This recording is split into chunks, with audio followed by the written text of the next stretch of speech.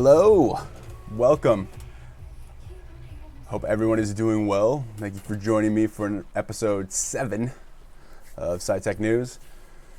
Today we'll be going over, first we'll check the crypto markets as always, but we'll be going over a Kickstarter program that a group that I'm involved with is basically doing translations for a very prominent LNR scientist. He has other concepts and theories, but he specializes in basically nuclear physics and atomic physics. And then we'll also be going over some plastic problems, the world's plastic problems. So I hope everyone's doing all right. Let me know how my sound is. The sound's good. So we got 2 people watching right now. What's up, Tesla Explorer? What's up, my friend? We need to do a live stream together. I got to get you on here too. I got tons of questions to ask you. Oh, nah, don't worry about that. This is adult programming.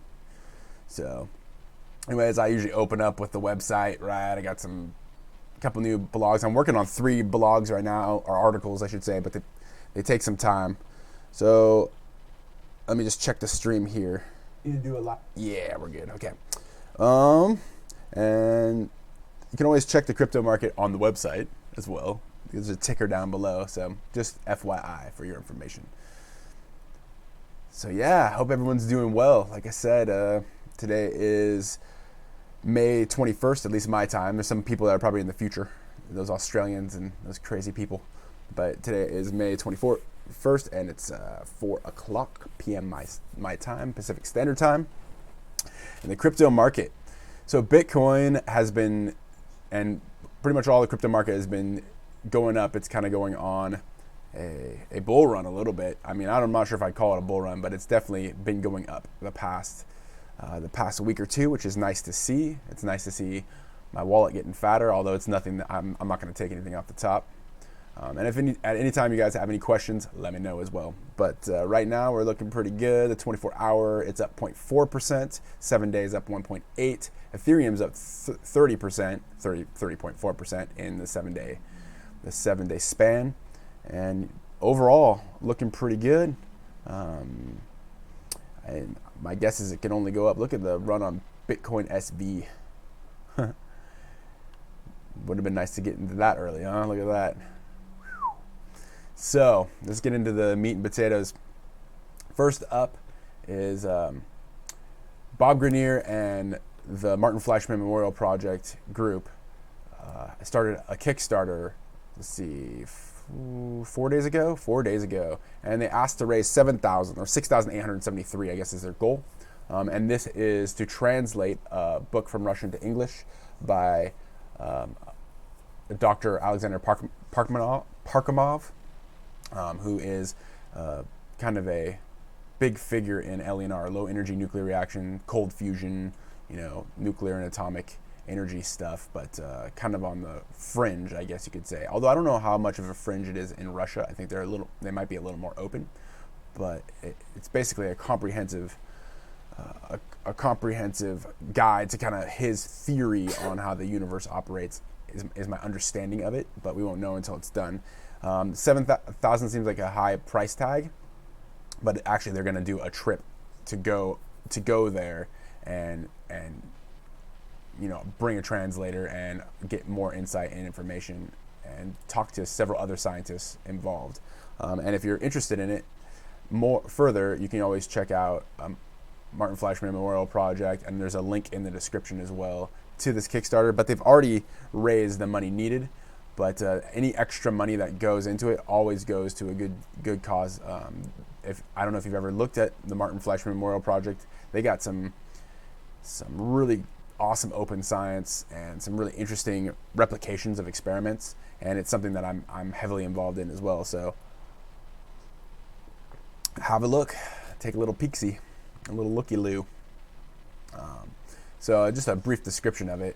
The book is called Space, Earth, Human, I guess, as above, so below type of deal. And it explores the roots of strange phenomena. So over more than 100 years, starting with Tesla around the time of the discovery of X-rays and the electron, strange, unexplained phenomenon have been observed by researchers the world over. from enthusiasts to Nobel Prize winners. Dr. Alexander Parkhomov, on his discovery in 1988, when working with three-dimensional, my dogs are probably going to bark here in a second because it sounds like one of my family members is home, so just a heads up. When working with three-dimensional diffraction gratings and detectors, which made it possible to obtain a spatial effect distribution and accumulate information for long periods, I discovered radiation which had a micromillimeter wavelength. See, told you. And had a very high penetrating power. So it was clear this radiation was not light, radio waves, or ultrasonic. However, like these radiation types, the wavelength is much longer than the distances between atoms in a substance, i.e. interaction occurs immediately with a huge number of atoms. Substance for such radiation is a continuous medium in which it refracts and from which its surface reflects. So it's kind of like yeah, whenever they're a good warning system. So essentially they're speaking about neutrinos and talking about neutrinos. We know neutrinos have been detected and all that kind of stuff, but that's kind of like the neutrino and ether, the whole ether concept. There's the daughter, so the dogs will bark for round two here in a second as well. But yeah, so talking about like ether disturbances or a medium of a super fluid type of thing. Very interesting ideas and concepts, different theories that people have on it. But yeah, if you'd like to learn more, there's plenty. I have a link and there's plenty of information if you follow the Martin Fleischmann Memorial Project. So, that being said, I posted something on the Instagram page that got a lot of upset, I guess, or not upset, but a lot of people were disturbed by it, of a bird throwing up plastic. And I don't know how many people have investigated and researched this stuff, but I actually work in an industry that uses a lot of plastics, and not just any plastic. We use PVC, which is probably the worst out of all the plastics because you can't recycle it. So I figured I would do a little piece on plastic. So what better way to start than to look at one of the biggest problems that is directly involved with that post that I put on Instagram. If you're not subscribed to Instagram, check it out. I actually have more people on Instagram that kind of interact than on YouTube, but YouTube is such a better medium for being able to convey video, in my opinion. But it's much harder. I have a system in place now with coding where I can stream to Instagram, but it's a challenge. So the Great Pacific Garbage Patch. Now there's several. I think they have so there's several garbage patches, 5 plastic accumulations, and they basically accumulate in what are like tidal flows, where cool water and warm water mix together and circulate. So it's a pretty large problem as far as it not going anywhere and destroying wildlife. It does, however, everything has its pros and cons. It's like engineering, right? It does actually sustain some life too. It makes islands that some fish life and stuff can actually live under. We can check out this video. Let's see. Plastic pollution is one of the biggest threats the oceans face today. Yeah, we won't go into this because YouTube might not like it, but we'll have a nice visual there so I can talk alongside. Yeah, YouTube might silence my video if I do that. So, but guys saying 10% is yeah. So it's kind of funny. There's a George Carlin. A friend of mine sent me a George Carlin after I posted that on Twitter. A friend of mine sent me a George Carlin skit where he talks about plastic being part of God's master plan. It's pretty funny. However,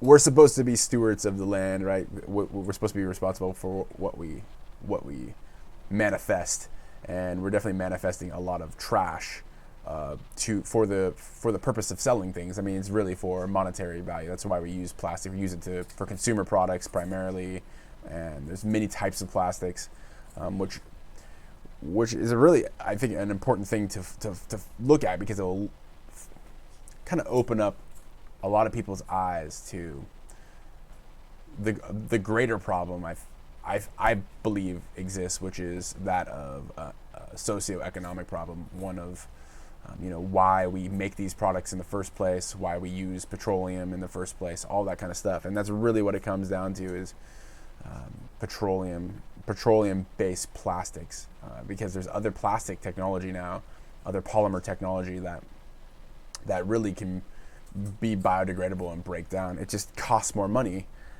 because petroleum products, the industry is already in place. There's not another industry built up.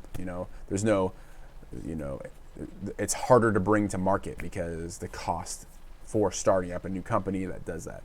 80,000 tons, they say, in the oceans. So some of these plastics are corn-based, but let's see, types of plastic. Well, good old trusty Google. Oops, I missed the I. But this is kind of the different types of plastics, and it kind of shows the recyclability too. So PETE, all right, polyethylene terephthalate, HDPE, high density polyethylene, PVC, polyvinyl chloride, LDPE, which is low density polyethylene, PP, polypropylene, polystyrene, and other plastics including acrylic, polyacrylic. So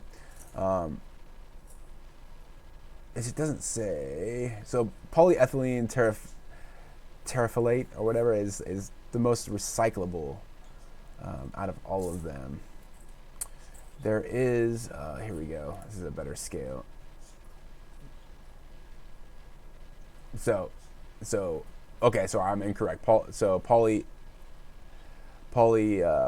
fibers, polyethylene terephthate is not. I'm sure it'll be a way. So 1, 3, 6, and 7 are the least recyclable, whereas milk cartons and things of that nature are far more recyclable. Okay, PETE. Yeah, so if it goes in the trash, it doesn't decompose, is my guess. But there's still PETE is still recyclable at least, right? Whereas what happens when you PVC is when you try to recycle it, you melt it down, you release chlorine gas, and most people may or may not be aware chlorine gas is no bueno. It is not a good byproduct. So why is this even a problem, right? Why is plastic even a problem? Well, it takes hundreds of years for most plastics to biodegrade, and it also creates shiny little objects and tiny little things for animals to eat, and these chemicals do leach into the environment, and it's not healthy, right? It's not healthy. All for the sake of consumer packaging, and as you can see here, for the most part, I mean, all of this is either consumer packaging or, in the case of PVC, it's industrial use and engineering use, stuff like that. So there is better engineering ways to go about things. There's better ways to do things. So some alternative plastics. And all those plastics, not all of them, but a lot of them are petroleum-based plastics. So alternative biodegradable plastics. So this is something that's new to me. I've studied some for PVC replacement in my industry, but I haven't studied a lot of this stuff. So if any of you guys have suggestions of what to look at, let me know. But I do know that plant-based is probably the most common. A plant-based plastic, bioplastics, made from a variety of sources, corn. Now, some of these, engineering-wise, some of these are not going to be. We're not going to be able to use them in certain applications. Like the reason why PVC is primarily used, from my understanding, is that it's very rigid and tough and can last a very long time. Right? it can withstand water resistant. It doesn't erode by the best solvent on Earth, which is water, very easily. So a lot of these might not be the same. So it's something to consider. However, they are much better on the environment, and that's really what it comes down to. So we got stone, paper, and plastic, which is something I don't know what it is. Let's see. So plant-based, mushroom, bagasse. Oh, okay. Sugarcane, seaweed, water bubbles. Interesting. Edible. That's a plus, but probably not. Shower-friendly paper. We have launch eco beauty range. So seed phytonutrients that themselves sound lovely, made from 93 to 100% natural and cruelty-free, paraben-free, but the packaging is where the real innovation is. Made by Ecologic Outer Card. It's recycled, recyclable, compostable, glue-free, water-resistant. That's pretty cool. Stone, paper, and plastic, a surprise. Palm leaves, cornstarch, sorghum, edible 6-pack rings. That's pretty sweet. They tasted like pretzels. You have your pretzels and beer all in one nice little package. What does it say it tastes like? It doesn't say. Well, if it's salty, it could be good. Metallized paper, wood pulp, cellophane, prawn shell plastic, milk plastic, probably from casein, some type of protein. So yeah, tons of alternatives. Now, you'll have to do more, if you're really interested in this, you have to do more investigation on their applications according to, manufacturing purposes, milk cartons, stuff like that, toys, things of that nature. But it's something to really consider, right? Especially for the world, for the environment, something to really consider and take a look at. So, interesting stuff. I figured I would take a look at it with you guys and pass on the information, and leave a comment down below if you have any more ideas or replacements for plastics. Most of it's, like I said, most of it really comes down to being able to make a nice, pretty product and deliver it to a consumer, and being able to package it up, make it look nice, and keep it fresh, keep it clean, fresh and clean. And let's see, let's get to the real fun stuff, though. Let's go to free energy devices. Free energy devices. That's a classic one. We won't get into that one. That's pretty complex. This is a new one.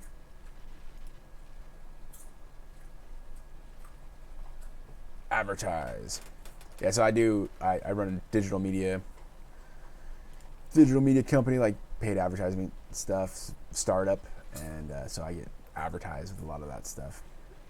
Startup business stuff. So here we go. We got a CFL, compact fluorescent light bulb. And still a CFL. All right. A motor of some sort. A DC motor, likely. It's been soldered on the housing. I can't tell what type it is, though. If it's just a standard brushed motor or what. But a very convenient place to hide a battery. Same with the, yeah. Okay, a wooden dowel and a little ring for a CD. And then the CD. There's the CD. There's a bunch of screws. Okay, this might be a critical factor. Once again, you have to draw lines like Wheel of Fortune. Probably because in order for this to work, you have to get very lucky. You normally just draw one line to be able to see the RPMs, but in this case, you have to draw red lines, and they must be in this configuration exactly. Maybe not exactly. Oh, okay, there we go. He has to make screws. So there we go. Those are probably ferritic material that will be pulsed by a magnet, would be my guess. Screw them in. So a bunch of screws. Okay. That explains the lines now. Now I just feel like an idiot. No, they have to be exactly like that. They're a little off.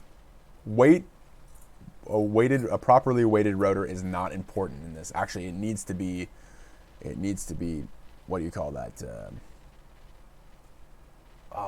Off weight, not off weight. There's a name for it. I just can't think of it right now. Unbalanced. It needs to be an unbalanced wheel. It's a perpetual energy device, bro. It needs to be unbalanced. Everybody knows about unbalanced wheels.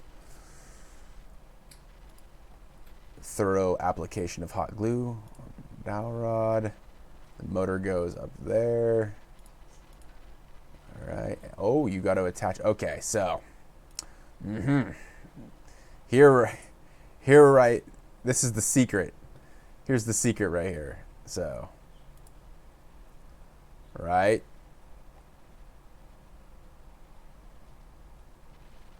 See those screws? Those carefully placed screws? That's the secret. They need to be 3 screws on the outside, just like that, with one sunk way deeper, right? This one has to be deeper than these 3 on the outside, okay? Super important. And it has to be 3. Has to be 3. And as you can see, there is absolutely no place he could be hiding a battery at all. Not at all. So there we go. He's got his rotor.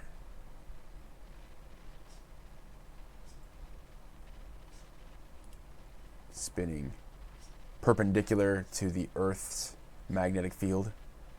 It's a vertical rotor, like most motors, right? Like most flywheels. And it's unbalanced, like I said. Totally unbalanced. It has to be unbalanced. It's critical. So there we go. So wait here. Wait, what was that? Let's get a little pause here and just make sure he's not pulling one over on us. Oh, I don't see any spot he could have put a battery at all.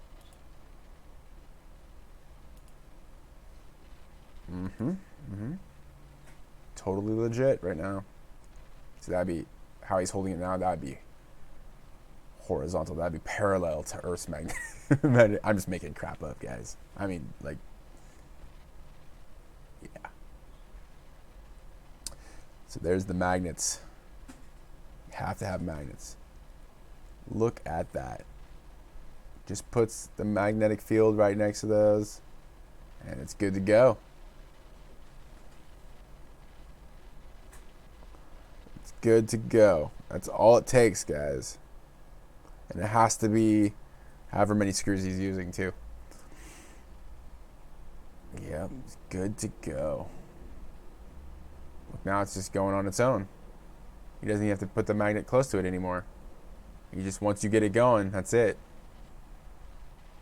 It's not like there's a switch or anything. Oh, maybe it's stopping. Oh, no, the magnet has to be there. Coin batteries. No, bro, this is free energy. This is free energy.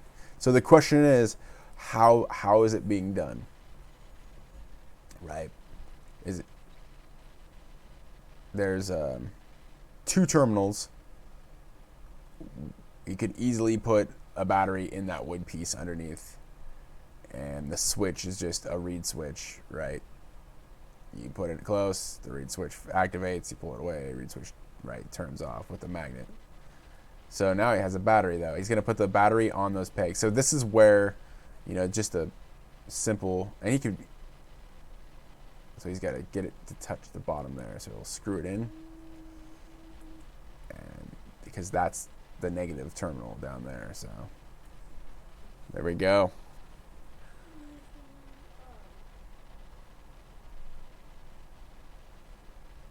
Let's see. There we go. See, he's got the battery. So I don't know, battery to light up a CFL. So he might have some type of circuit.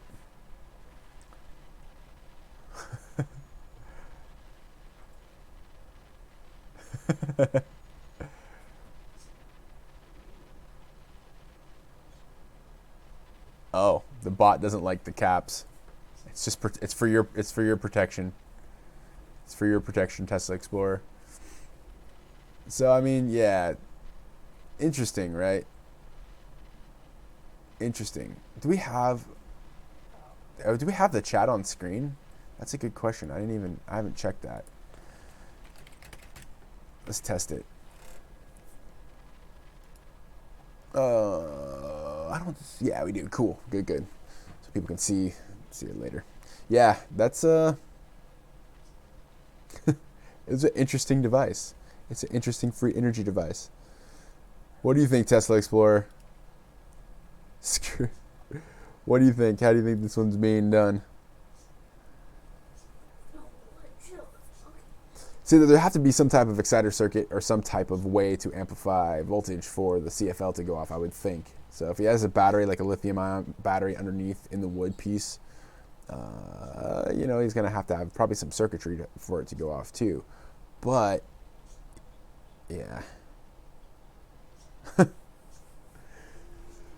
It's free energy, bro. It's free energy. Make sure, let's see what some comments say. How 230 volt AC bulb glows from 5 volt motor.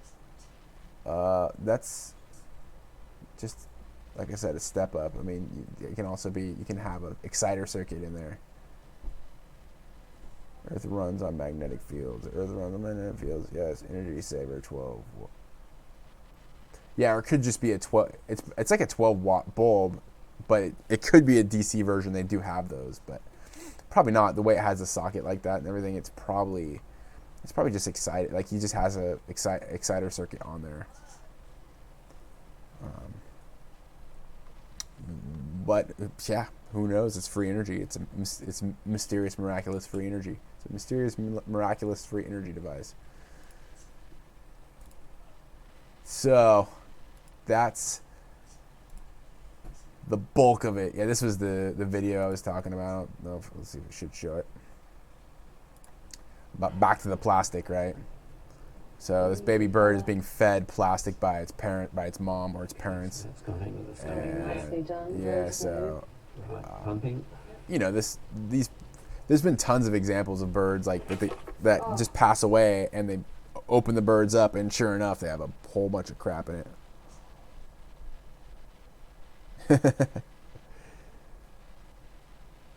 So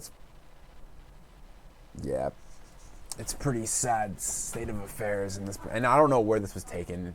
Probably not Antarctica. I probably should look at the BBC source and find out, but it did come from BBC.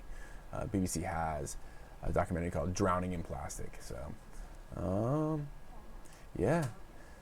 So, like I said, I've got a couple of new products too in the shop that I designed. They're not the Chinese stuff, and I do sell stuff from Chinese suppliers because pretty much everything comes from China, for one, but for two, it's until I can get my own warehouse and stock my own stuff, it's going to be coming from China. Eventually I'm going to have my own distribution center, my own stuff, but until then, I also have a new Fusion News section, but it doesn't have anything populated in it yet. I'm still working on that.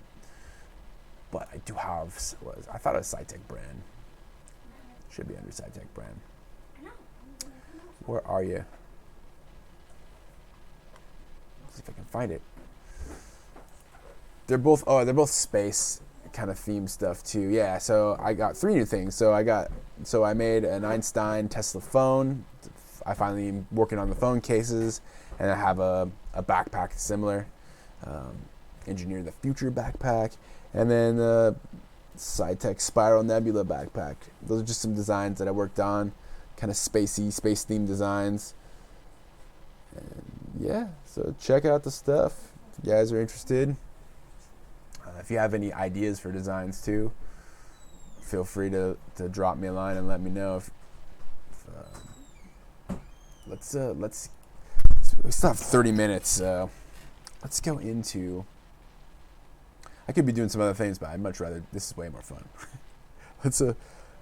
Let's look into. Actually, let's go back to the Kickstarter campaign, and If you are interested in connections between the cosmos and man, or in ways to tap the unlimited sea of energy in which we live, Ooh. then please help enable the English translation of this Russian book, Space, Earth, Human, by scientist Dr. Alexander Parkhomov. My name is Bob Greenier. Since 2012, I have been supported by an international community of wonderful people just like you to volunteer for the open, not-for-profit Martin Fleischmann Memorial Project. Scientists across the world are waking up to the role that neutrinos might play in how everything in our reality works and how they may enable the next chapter in our history. Russian research has been ahead of this trend, conducting focused experiments for decades, and this book, first published in 2009, reveals a spread of work by a real pioneer in this field. Alexander Parkhomov is updating his book, including latest data for this new version, and I feel it is imperative that his results and related insights is read as widely as possible. We need you to help us raise $7,000 to make this happen. We have identified an experienced Russian to English philologist and translator, and tested the full end-to-end translation and book formatting process. For every reward level, you will get something tangible. Remember though, if you want to help this research as a priority, you can pledge more for a less valuable reward. This will leave more for us to work with. What follows is a non-exhaustive list for you to drill into of some of the key people that have enabled this understanding of our universe to emerge. British physicist Charles Barkla followed his 1909 discovery of elemental characteristic X-rays by researching what he called J radiation, which ultimately neither he nor his contemporaries could ever explain. Austrian physicist Wolfgang Pauli said of his 1930 proposed neutrino, "I have done a terrible thing. I have postulated a particle that cannot be detected." French economist and physicist Maurice Allais observed peculiar movements in a Foucault pendulum during a 1954 alignment of the Sun, Moon and Earth. Just 2 years later, in 1956, the American physicist Frederick Raines detected neutrinos. The following year, in 1957, the Russian physicist Ivan Filimonenko is said to have developed a neutron-free palladium and heavy water heat-producing reactor that also produced reactionless force and a strange emission that affected radionuclide half-lives. From the early 1970s, Russian inventor and scientist Alexander Chernetsky found that high-frequency plasma discharges could produce excess energy, reactionless propulsion, and emit waves that could penetrate metals and accelerate beta-isotope decay. From 1979, Canadian Tesla enthusiast John Hutchison discovered that by combining high-voltage static electricity with various interfering electromagnetic waves, he could initiate cold elemental transmutation, deactivate radionuclides, create anti-gravity effects, and fuse dissimilar materials. So, I'm sure a lot of you guys know who this gentleman is. If you're into the free energy world, and you've done a lot of research on it, but basically it goes into a whole bunch of theoretical people towards the end. Some stuff some of it's very well documented, like Kenneth Shoulders and stuff like that. But Hutchinson is very much a savant and a strange individual, but that shouldn't dismiss some of the things that he has presented. Although criticism is healthy, but cynicism is not a very healthy approach in any scientific endeavor, in my opinion. So let's continue. Materials. From the early 1980s, American inventor Kenneth Shoulders discovered that electrons could be made to self-organize, enabling excess heat, reactionless propulsion, radionuclide deactivation, elemental transmutation, and X-ray production. In March 1989, electrochemists Stanley Pons and Martin Fleischmann announced they had achieved excess heat and transmutation in a palladium and heavy water electrolytic cell. Also, what's very interesting is that the Russians, Ivan Ivanamenko, I believe that was, I'm probably slaughtering his name, but he kind of came up with it Oh, look, there's a QR code there too. That's very interesting. He kind of came up with it. It might be for the Martin Fleischmann Memorial Project. Anyways, he kind of came up with, or he didn't come up with, but he discovered excess heat in plasma fusions that related to material sciences rather than gaseous plasma fusion. It related to, plasma discharges in condensed matter physics, which is, something to note. Like, almost 20 years before Pons and Fleischmann. Hopefully you guys know who they are. If not, I recommend really looking into it and investigating deep, because Pons and Fleischmann's case is very, very interesting because there's a lot of evidence there. And usually what's in the scientific community, like deductive reasoning, is when you eliminate all possibilities. And for Pons and Fleischmann, they had this evidence, and that was replicated, and because it got a replication of like 1 out of 10 or 2 out of 10 experiments with MIT later, it was thrown away. Oh, well, we can't use this because we can't replicate it. But that's not really a good way to do science, because it's obviously there. It happened 1 or 2 out of 10 times. I don't remember the exact number, but if you look into it, the phenomenon actually still happened, and it was above the margin of error as well of the experiments. So it's something to investigate, and there's a lot of information there and a lot of evidence suggesting there's something going on. So, holy crap, we just got spammed.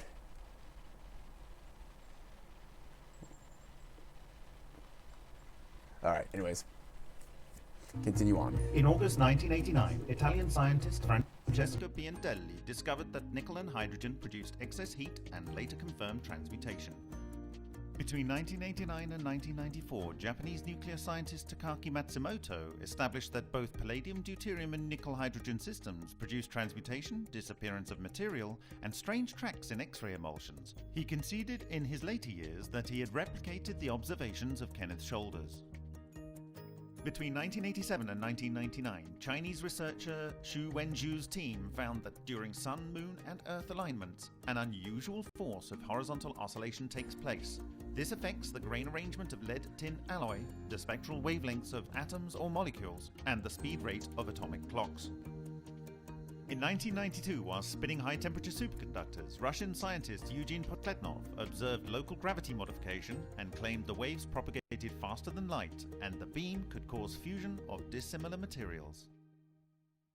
If we can exceed the goal of $7,000 needed to translate Alexander's book and deliver the rewards, the extra proceeds will be used to help support a research trip to Russia again this year, to collaborate with some of the leaders in this field there and to perform ongoing planned research. Especially, I would like to relay time spent with Alexander Shishkin, who, after 9 years of research with a team of experienced scientists, is convinced via experiment that at least one form of active agent present in many of the aforementioned observations is a self-organized dense ring of neutrinos. Please help bring this book to the international community. Thank you for your time.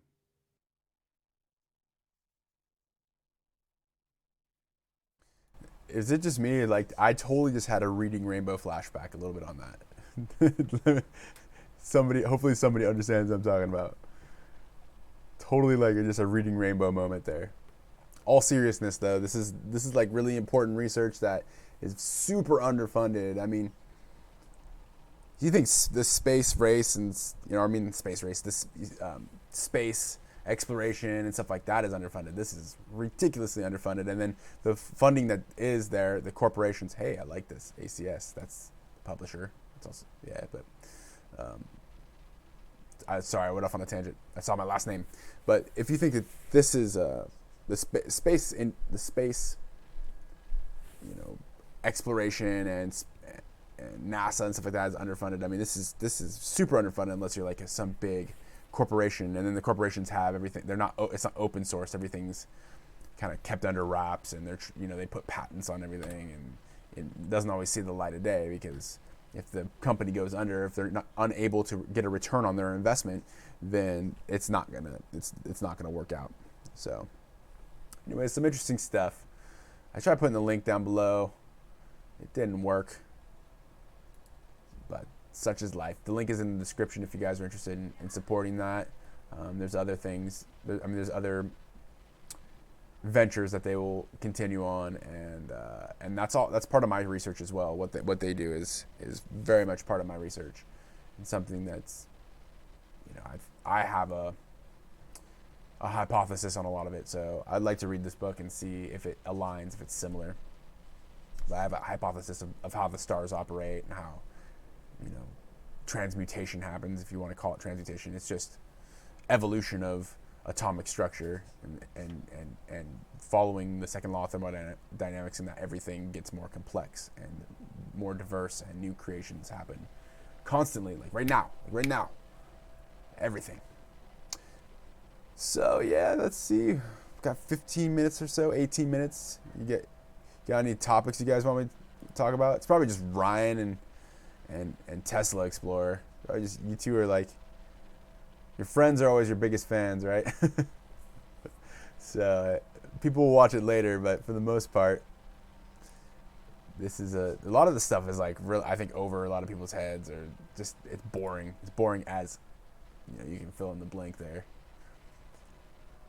But if you have anything else you would like to discuss, talking about it's. I wouldn't say it's difficult, but it's strange to talk to yourself on a camera without any feedback. But I do it for the name of science. But it's strange to me. And I guess this is just kind of how we've evolved as a species or whatever. But it's strange to me that no matter how advanced we go, there's still like the fundamental principles that always hold us back of, obviously nature and its parameters, its patterns that have been established to keep balance in place, but also just the fact that we are our true limiters, like ourselves. Like each individual person, for example, is like you are the limit to what you're able to accomplish.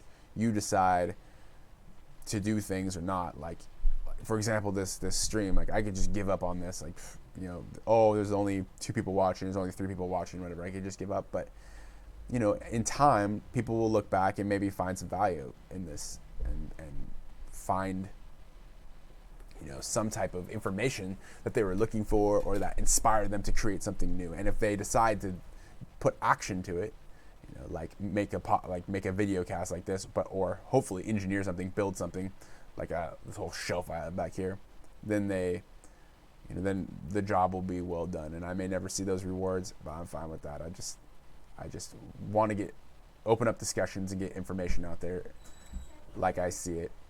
And there's a lot of information out there, but I think a lot of people are held. I heard you. God. I think a lot of people are held back by, I don't know, the amount of information that's out there, and instead of just testing things themselves. Like they just hear things and don't want to actually be mistaken, right? Because that's how we learn, right? Is we make mistakes and we keep adapting. And a lot of people just don't want to put it. I don't know if they don't want to put in the time, or they're just scared. Like they'll put in all this time and risk something, and it'll be a failure. But it's never really a failure if you learn something from it. So that's the whole low energy nuclear reaction. My whole purpose, like the fusion device, if you want to call it a fusion device, like the reactor that I've envisioned and I have set up, I need to set up better with more instrumentation when I move, because I'm going to be moving soon, guys, in about 2 months, and then hopefully I'll have a lab again instead of my front room, and I don't have to annoy my family, and it'll be safer for them, because the last experiment I did was a little bit hairy, and I don't have the proper instrumentation to make sure I'm not radiating my family and stuff like that, just in case, to be safe. But I do have some very interesting stuff that I would like to propose and present, and I'm working on one of the articles I'm working on is getting much more in depth of that, but it's difficult for me to write an in-depth scientific paper for something that I don't want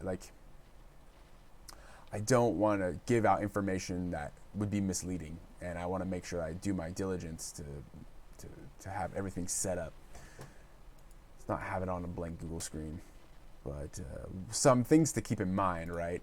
Actually, now I think about it, is the heat of an electric arc. A welder, for example, it certainly exceeds, it depends on the welder, but it certainly exceeds steel many times, right? So like an arc flash or a lightning bolt, for example. Electric arc. It is said that it gets hotter than the sun, okay? In the hot fusion reactors, okay, so let's talk about that real quick. The difference between my experiments and like standard hot fusion reactors. A hot fusion reactor has confined plasma where they basically are spinning up atoms of gas in hydrogen gas in a ring, or there's different Z-pinch, there's different apparatuses, different reactor designs, but the premise of the design is to push these gaseous hydrogen molecules to get atomic structures together, or molecules together so tightly, get them under extreme amount of magnetic force, extreme amount of pressure, and extreme amount of heat, and they will fuse. They'll fuse together, and then they'll release even more heat. But the problem with that is, if you look in nature, nowhere in space do you see a ring that is doing it on its own.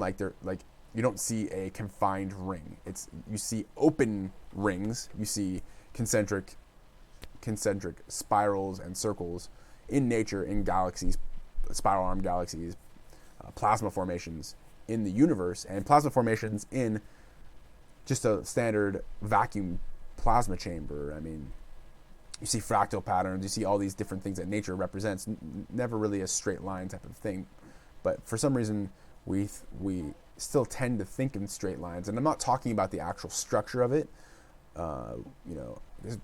We're starting to use AI for the structure of it, stuff like that. But I'm talking about the magnitude of it, like the energy density of it, like the Coulomb, what's considered the strong force in electromagnetics, and the strong and weak force both play parts, right, in the atomic structure. And to be able to break the Coulomb barrier is kind of the purpose, those electron clouds, to be able to get these two atomic structures to fuse together. We are trying to apply force, and I don't think force is always the best. Like in nature, like you look at the oceans, for example, or water is a wonderful example. And the way it erodes something is not always by force. Like it's a constant stream back and forth of some type of oscillation. Like there's some type of back and forth. You can take a drip of water, a drop of water, and drop over a stone for a long period of time, and it will wear away. But still, the force is not extreme to what nature allows. Like there's still a balance there. So understanding this balance is like kind of the orders of magnitude I'm talking about. Different systems have different orders of magnitude. So in my reactor designs and my understanding of nature, like of my studies and stuff, is that there's already certain orders of magnitude in place where you don't have to be so forceful. And one example is like water. Instead of using a gaseous medium and trying to force these molecules, which are spread apart, right, you have a much more dense medium that you can use as your fuel, because that's essentially nothing. You can't get something out of nothing. Like these reactors are using hydrogen as their fuel, but it's not really fuel. Like energy is neither created nor destroyed. It's just transitioning to something else, and then on that transition, you get heat as your byproduct, heat or light as your byproduct. And so by using condensed matter, right, something that's easily, like readily available for us, right, and is also available in space, and from my hypothesis, and using electricity, electromagnetism, it kind of breaks down the walls of a lot of things that are in place in cosmology. And I think that this is really the scary bit for mainstream science, is once we start if these things start to prove to be true, which they seem like they have been being proved to be true, if you know where to look and like are not know where to look, but if you really go deep into the research, you start to realize like, oh my God, there's actually positive results all over the place. Like there's so many different things that are coming together. Nature's obviously saying something. You start to see that the universe is much more electrified, and it's you know, and you start to it starts to become clear that gravity is something is a concept that was constructed a long time ago before we understood how electromagnetism works and how dielectricity works and how you know, harmonic oscillations work, harmonic resonance between atomic structures and their larger constituents, the macrocosmic, you know, the large versions of those atomic crystalline structures. I mean, they're pretty much everything is crystalline in a way, right? It's some type of structured, and if it's not organized well, then it falls apart really easily. But that's just nature's balance. But and all this rambling, hopefully you kind of get the understanding of like what I'm trying to convey. Like, kind of get an understanding of, you know, that things in nature are not some crazy mystery. It's like repeating patterns if you just take the time to look and watch. Like there's things, for example, like gyroscopes, they seem very counterintuitive when you think about it, a moving mass with gravity. But then if you think about it along the lines of like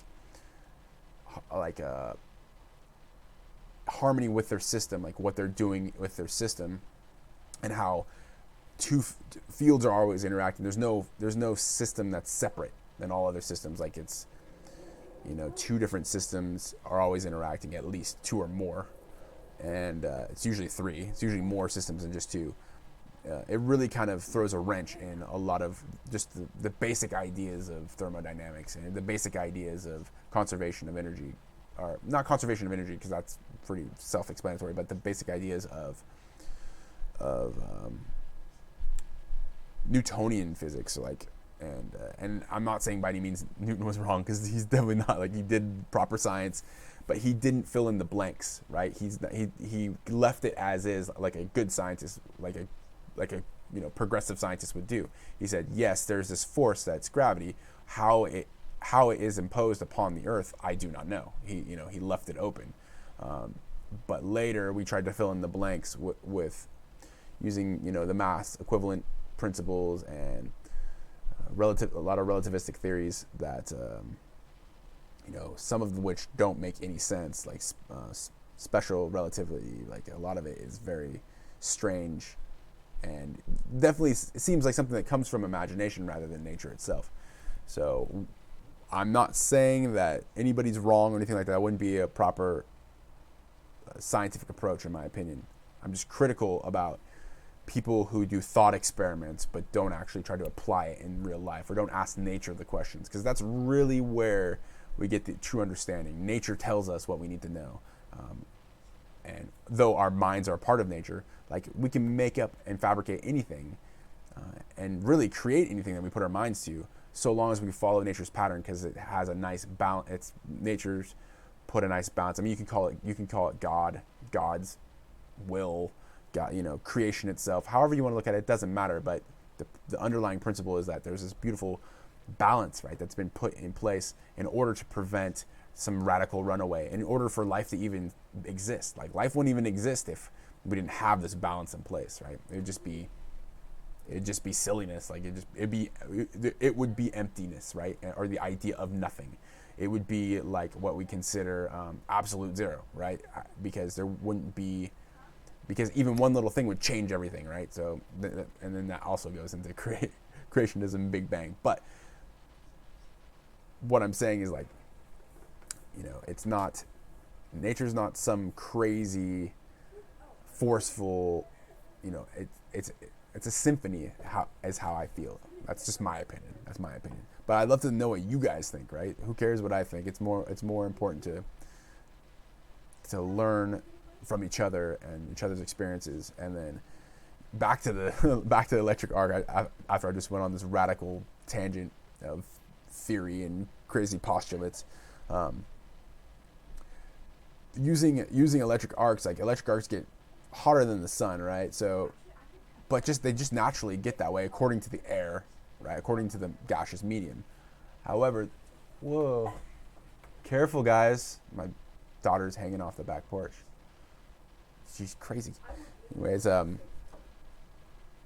but even without that gaseous medium, like even in a vacuum, right, there's excitation. When a vacuum gets completely cut off, this is where it gets very interesting. There's such a huge amount of vacuum that it creates a strong dielectric presence, which a dielectric means that there's an insulator. It's insulating between the two electrodes.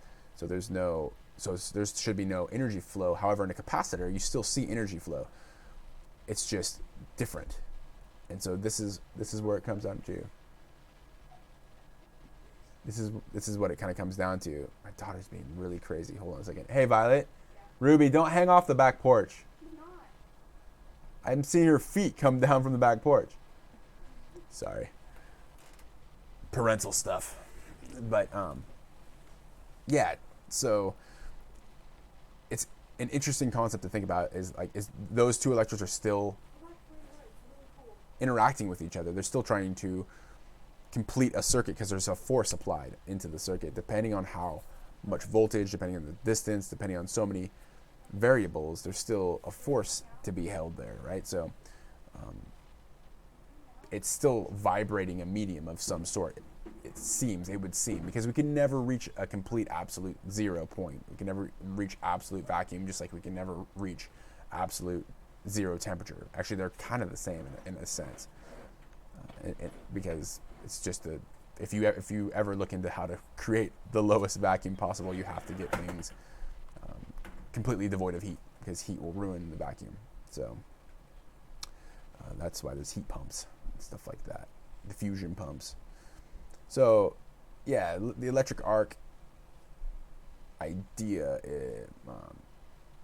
I won't go into thermionic emission, black body radiation. That's a whole nother can of worms.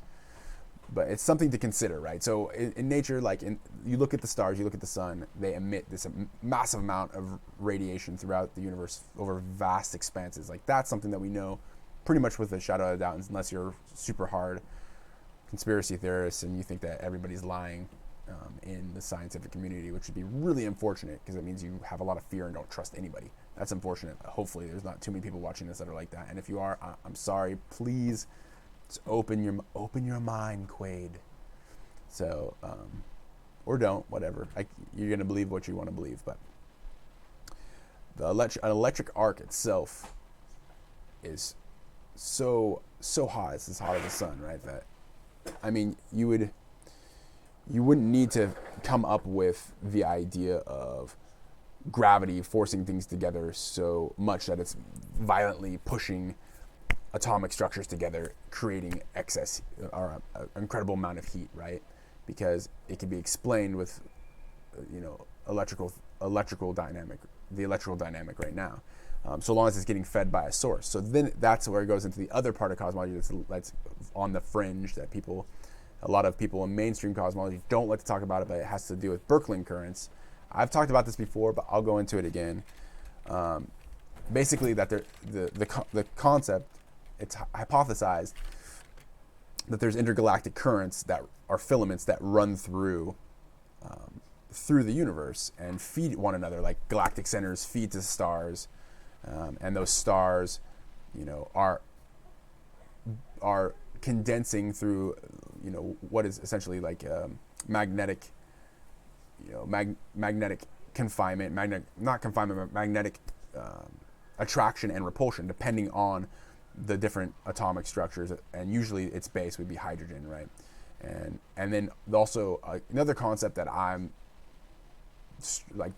researching on, that's why I'm doing the experiments, is not the fact, but the idea that there is another phase of hydrogen that permeates through the universe. We don't understand yet, because it's so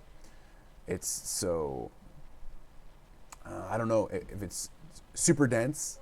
My feeling is that it's super dense, and because it's so dense, it's hard for us to comprehend. It's like going to absolute zero in order to comprehend it. But looking into looking into the physics of the matter and what's been experimented in laboratories. There's not a whole lot of talk, unfortunately, about hydrogen at super cool temperatures. Super cold hydrogen. You have to pay in order to like really learn about it. You have to either go to a college that's teaching it, or you have to pay, $50 to $100 for a paper, a scientific paper, which I will eventually do one day, or I'd rather just experiment it myself. But Birkeland currents, run over the Earth, and they come from extraterrestrial sources, so the sun, it's different cosmic events, and they essentially make the aurora, right? And that's proven. Like, we have a sheath of radiation over the planet that's protective, and this was discovered by a man named his last name was Birkeland.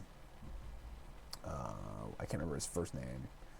I think he was a Swedish gentleman. See if I can find it real quick. No, I'm not going to delve too much into it, but essentially these Birkeland currents, the hypothesis is these Birkeland currents run throughout the universe and interact with each other, just like circuitry. It's a universal circuitry, something that a lot of electrical engineers really get excited about, but is not really embraced or accepted in the mainstream cosmology. And this goes into Thunderbolt's project and the electric universe. I try not to look at things so one-dimensionally. Like, I don't think it's just that. Like, the concept of gravity is still applicable, but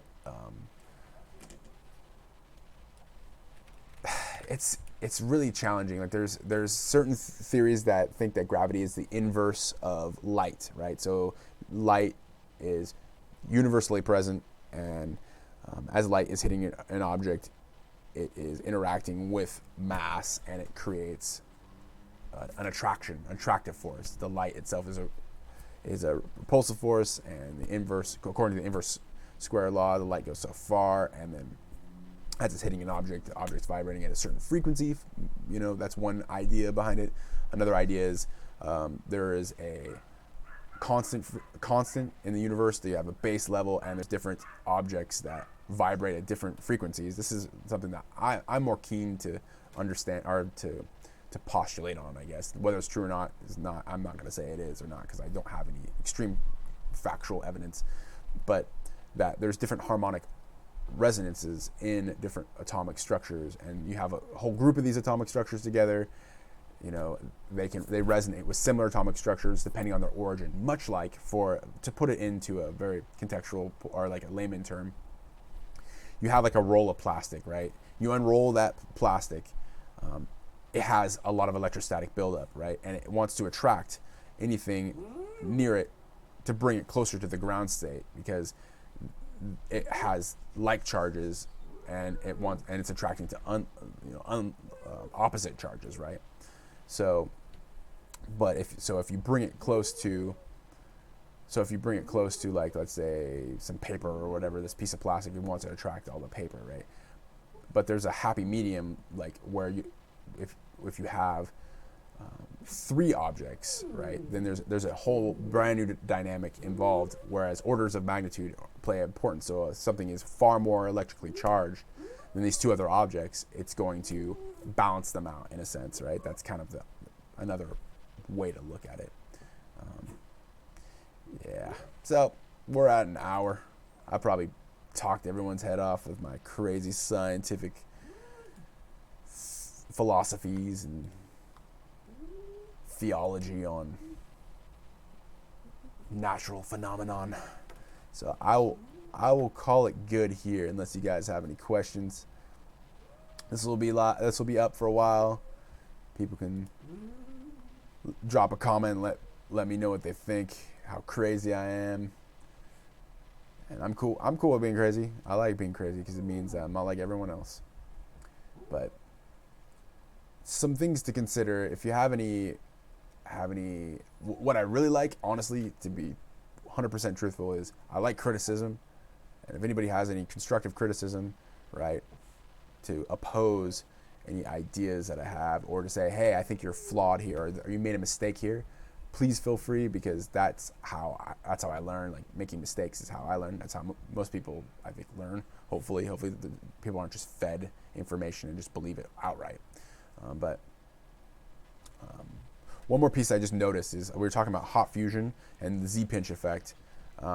Birkeland current also has the Z-pinch effect, right, where two positive and negative charges are attracted to each other, and they pinch across a certain spot, and it could potentially be what creates stars. And there's, if you're in the firmament, right, hey, stop it, if you're in the ocean, right, you're a fish in the ocean. This is a classic statement, but if you're a fish in the ocean, do you know the water's there, right? That's kind of the same principle. Like, if we're in this plasma that is in a vacuum, that's hard to recognize, hard to see, and our sensory organs and even the way we are conditioned as a species, as a being, would we be able to detach ourselves enough from it to be able to recognize that it's there? Like, that's a super deep question. I know it's very